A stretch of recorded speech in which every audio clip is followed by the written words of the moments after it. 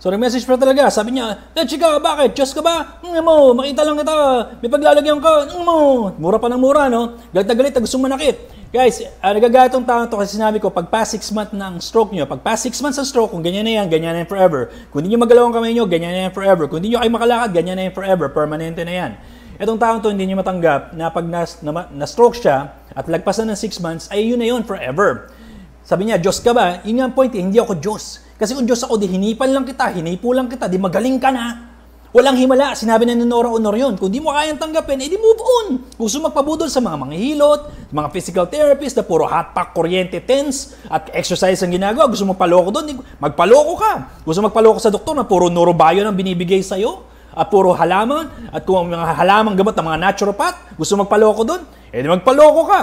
Sinasabi sa inyo katotohanan, ayaw maniwala, edi tanga ka, bobo ka, huwag ka sa page ko, tanga.